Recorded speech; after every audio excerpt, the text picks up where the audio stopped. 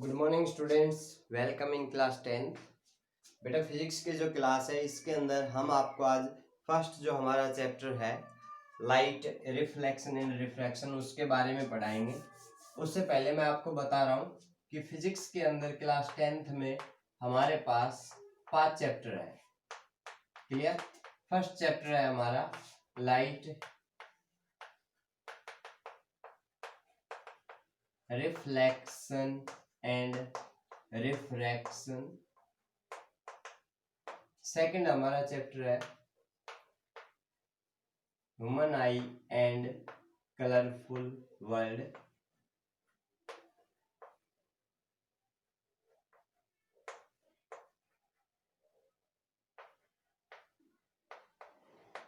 Third हमारा chapter है electricity.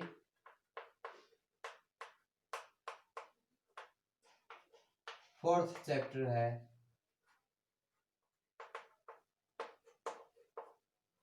Magnetic effect of current. और लास्ट चैप्टर है हमारा पांचवा chapter source of energy. Clear? अभी ये जो हमारे 5 चैप्टर हैं इनमें सबसे लेंथी जो चैप्टर है वो है लाइट रिफ्लेक्शन एंड रिफ्रैक्शन, जिसको आज हम स्टडी करने वाले हैं। ठीक है, तो बाकी जो सबसे पहले आपको क्या होना चाहिए कि फिजिक्स के अंदर जो हमारे 5 चैप्टर हैं उनके नाम सभी बच्चों को याद होने चाहिए। अभी इसके बाद हम स्टार्ट करते हैं लाइट रिफ्लेक्शन एंड रिफ्रैक्शन। सबसे पहले अगर हम देखें यूनिट का जो नाम है वो है लाइट। आपने 9th क्लास में साउंड के लिए स्टडी किया। क्लियर? और आपने पढ़ा होगा कि sound is a longitudinal wave which needs a medium to propagate. यानी कि साउंड जो है वो एक लॉन्गिट्यूडिनल वेव है, उसको ट्रेवल करने के लिए एक मीडियम की जरूरत होती है। अगर कोई मीडियम नहीं है, जैसे कि अगर वैक्यूम है तो हमें साउंड सुनाई नहीं देगी, लेकिन लाइट जो है ना वो एक इलेक्ट्रोमैग्नेटिक वेव है जो ट्रांसवर्स नेचर की होती है। ठीक है, और इसको प्रोपेगेट करने के लिए किसी मीडियम की जरूरत नहीं होती। ठीक है, तो सबसे पहले आप लिखें light is an electromagnetic wave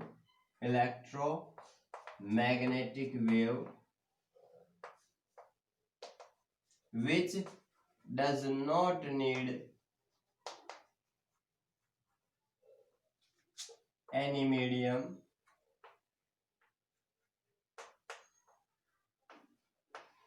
for its propagation। अब ये प्रोपेगेशन क्या होता है? लाइट जब मूव करती है ना तो वेव की फॉर्म में मूव करती है। ठीक है, और कोई भी जो वेव है वो इस तरीके से मूव करती है, ऐसे।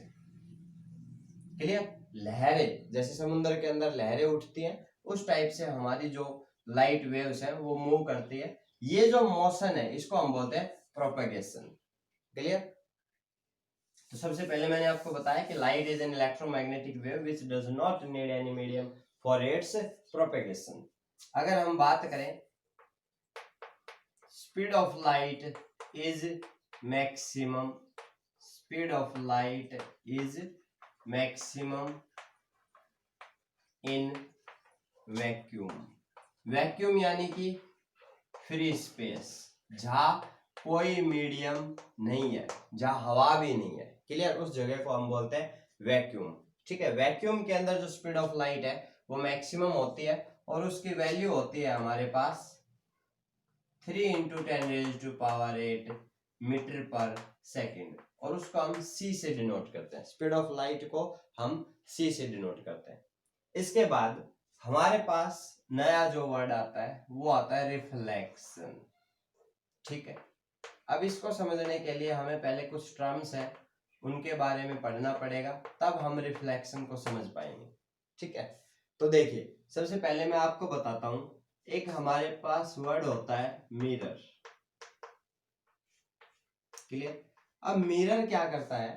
मिरर होता क्या है पहले ये समझिए। तो लिखिए mirror is a smooth surface, mirror is a smooth surface whose one side is polish, whose one side is polish and other side is reflecting, and other side is reflecting। यानी mirror हमारे पास एक ऐसी surface होता है, एक ऐसा smooth surface है जिसकी एक साइड तो हमने पॉलिश की हुई है, जो पॉलिश साइड है उसको हम इस तरीके से रिप्रेजेंट करते हैं, this is the polished side या पॉलिश्ड सरफेस भी बोल सकते हैं आप इसको। क्लियर? ये जो साइड है, दूसरी साइड जो आप देख पा रहे हैं, ये है reflecting side, reflecting side.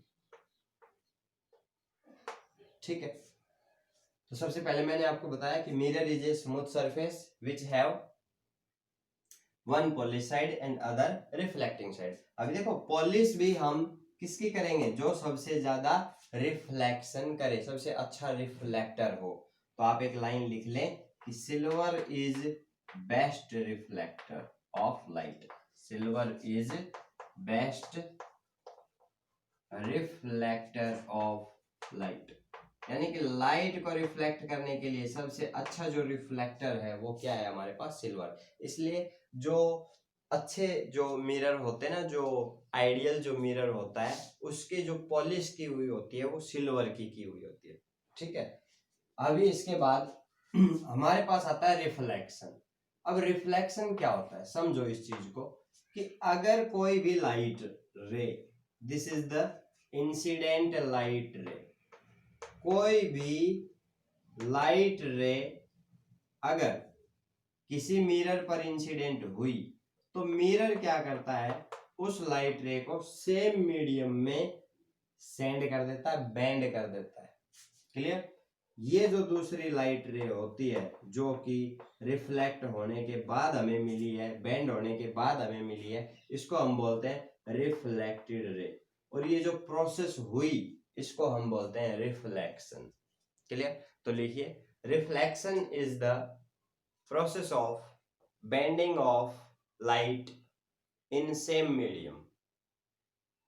Reflection is the process of bending of light in the same medium by a smooth surface.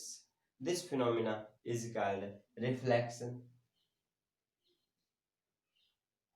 इसके बाद हमारे पास आता है type of mirror. Clear? Mirror के टाइप, टाइप्स ऑफ मिरर।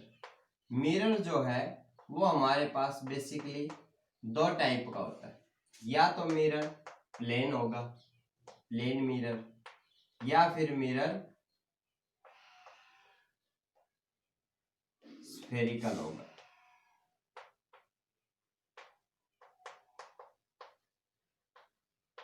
ठीक है, स्फेरिकल मिरर, या तो मिरर हमारे पास प्लेन होगा या स्फेरिकल होगा। प्लेन मिरर के लिए आपने यहां पर देखा, ये जो मिरर है ये हमारे पास एक प्लेन मिरर है।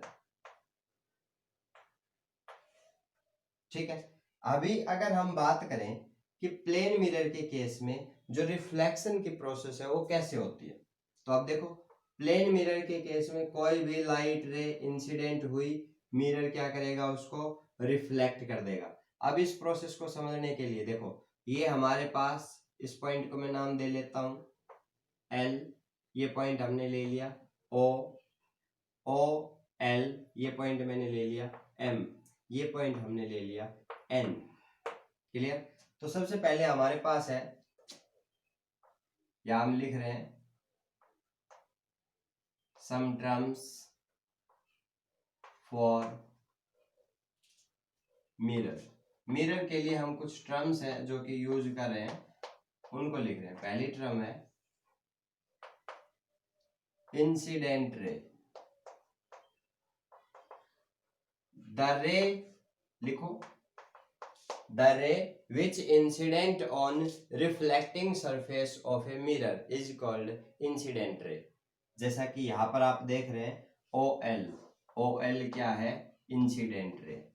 क्लियर? सेकंड, जब रिफ्लेक्शन की प्रोसेस होती है तो ये इंसिडेंट रे जिस पॉइंट पर इंसिडेंट हुई, एल पॉइंट, ये जो पॉइंट है ये हमारा है point of incidence. Point of incidence, the point लिखो, it is a point on reflecting surface of a mirror at which incident ray incident. Clear? ये वो पॉइंट है किसी भी मिरर की सरफेस पर जहां पर इंसिडेंट रे आकर गिरती है, फॉल होती है, इंसिडेंट होती है। क्लियर? तो ये हो गया हमारा पॉइंट ऑफ इंसिडेंस। अभी पॉइंट ऑफ इंसिडेंस पर मैंने क्या किया हुआ है, इस मिरर के ऊपर हमने एक नॉर्मल ड्रा किया हुआ है। तो थर्ड जो है वो है हमारे पास नॉर्मल। नॉर्मल को हम रिप्रेजेंट कर रहे हैं ओ एन से। देख रहे हैं, ये हमारे पास मिरर था, ये मैंने एल पॉइंट पर नॉर्मल ड्रा कर दिया। ठीक है, तो ये हमारे पास है N L, this is the normal. ठीक है, इसके बाद हमारे पास आता है रिफ्लेक्टेड रे। लिखो, इट इज द रे which move after reflection. Reflection की प्रोसेस के बाद जब कोई रे मूव करती है तो उस रे को हम क्या बोलते हैं, रिफ्लेक्टेड रे बोलते हैं। ठीक है, अब ये जो रे है ये हमारे पास है रिफ्लेक्टेड रे। हमने यहां लिखा रिफ्लेक्टेड रे, इसको हम रिप्रेजेंट कर रहे हैं एल एम से। ठीक है भाई, ये हमारा था एल एन, एल एन। तो ये हमारी कुछ टर्म्स थी, incident ray, point of incidence, normal and reflected ray. Clear? इसके बाद हमारे पास आता है लॉ ऑफ रिफ्लेक्शन। यहां लिख रहा हूं मैं, लॉ ऑफ रिफ्लेक्शन। रिफ्लेक्शन के बेसिकली हमारे पास दो लॉ होते हैं। पहला है, देखिए, जब भी कोई इंसिडेंट रे किसी पॉइंट ऑफ इंसिडेंस पर इंसिडेंट होगी और उसके बाद रिफ्लेक्ट होगी, तो ये जो तीनों चीजें हैं, ये इंसिडेंट रे, नॉर्मल और रिफ्लेक्टेड रे, ये इस पॉइंट ऑफ इंसिडेंस पर एक ही प्लेन में होंगे। क्लियर?